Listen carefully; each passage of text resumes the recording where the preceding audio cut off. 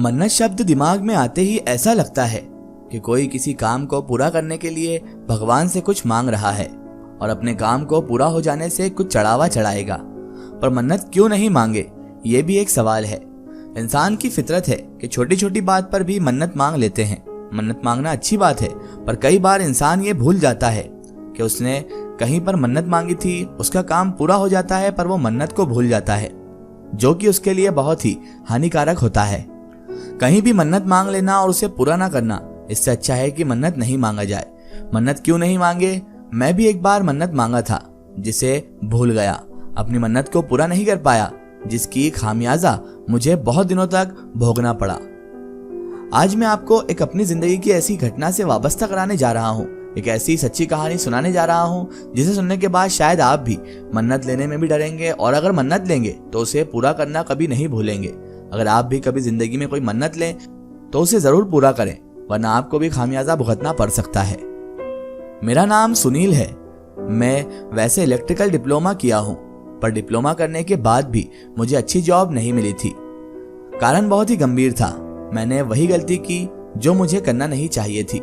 जब मैं polytechnic college में पढ़ रहा था तो उस वक्त मैंने भगवान से प्रार्थना की थी कि अगर मैं डिप्लोमा में पास हो जाऊंगा तो मंदिर में आऊंगा और प्रसाद चढ़ाऊंगा। पर ऐसा नहीं हुआ। मैंने ऐसा नहीं किया। एक दिन मैं अपने दोस्त के साथ कहीं जा रहा था। रास्ते में एक मंदिर पड़ता था। मंदिर तो कोई बहुत बड़ा नहीं था, छोटा सा मंदिर था। मैं बस से अपने दोस्तों के साथ जा रहा था। जब बस मंदिर के पास पहुंची तो मैंने मन ही मन भगवान को प्रणाम किया और मन ही मन भगवान से प्रार्थना किया कि हे भगवान, अगर मैं पॉलिटेक्निक के फाइनल एग्जाम में अच्छे नंबर से पास हो जाऊंगा तो मंदिर आऊंगा, भगवान के दर्शन करूंगा और प्रसाद भी जरूर चढ़ाऊंगा। मैंने अनजाने में ही ये मन्नत मांग ली थी। उसके बाद मैं भूल गया। मैं पॉलिटेक्निक एग्जाम में अच्छे नंबरों से पास भी हो गया, पर मंदिर जाकर दर्शन नहीं किया। दिन बीत गए, मैं अपने घर वापस आ गया। मुझे गवर्नमेंट जॉब भी करना थी, इसलिए मैं गवर्नमेंट जॉब की तैयारियां करने लगा। जॉब के लिए मैंने दिन रात तैयारी की। दिन रात मैं पढ़ता रहता और जॉब की तैयारी में लगा हुआ था। जहाँ कहीं एग्जाम होता मैं जाकर एग्जाम भी देता, पर बहुत तैयारी करने के बाद भी मेरा कहीं सिलेक्शन नहीं हो पा रहा था। धीरे धीरे दिन बीतते गए।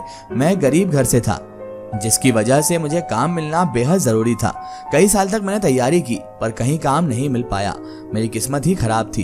अंत में थक हार कर मैंने कहीं जॉब करने की सोच ली। मैं अपने घर से दूर चला गया।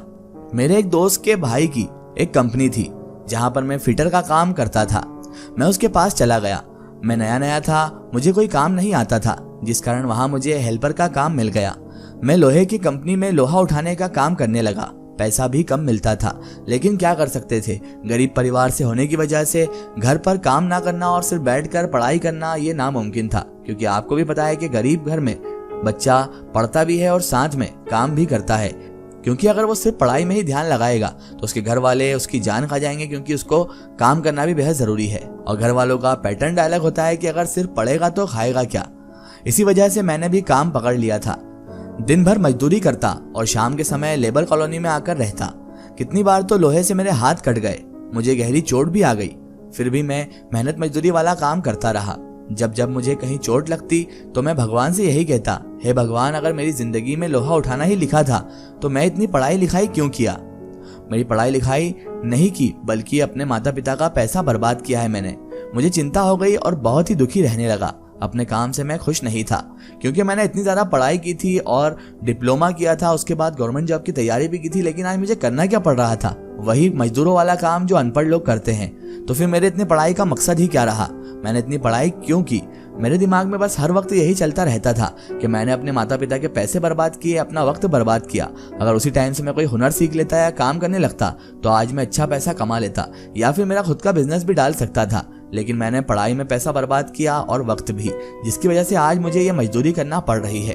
लेकिन मैंने अपने पास में जाकर अपनी गलती नहीं सोची कि मुझसे कहाँ गलती हुई है और मैंने ऐसा क्या किया है जिसकी वजह से मुझे जॉब नहीं मिल रही है। मैं बस अपने नसीब को कोसने लगा, अपनी किस्मत को रोने लगा और यही कहने लगा कि मेरी किस्मत खराब है, मेरा नसीब खराब है, जो मुझे इतना पढ़ने के बावजूद भी आज मजदूरी करना पड़ रही है। अपने काम से मैं बिल्कुल भी खुश नहीं था और मैं बस इस काम से छुटकारा पाना चाहता था और कोई अच्छी सी जॉब करना चाहता था।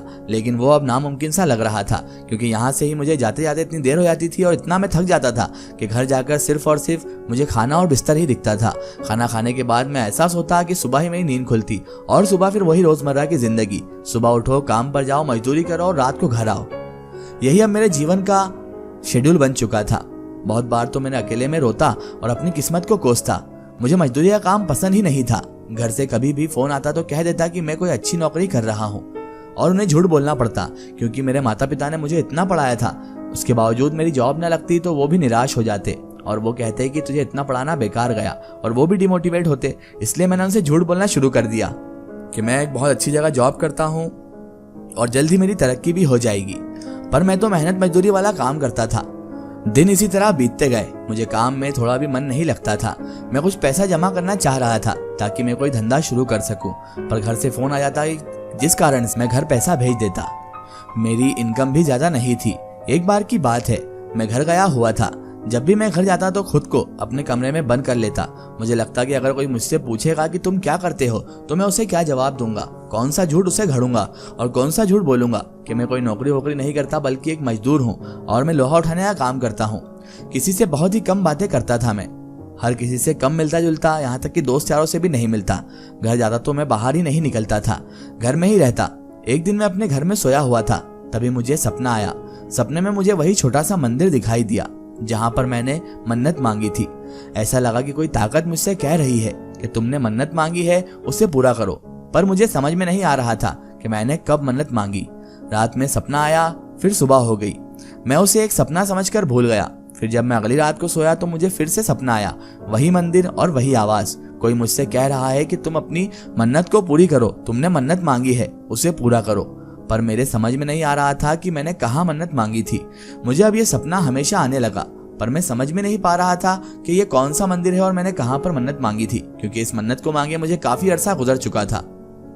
फिर एक दिन मुझे सपने में अपना पॉलिटेक्निक कॉलेज और वो मंदिर दिखाई दिया।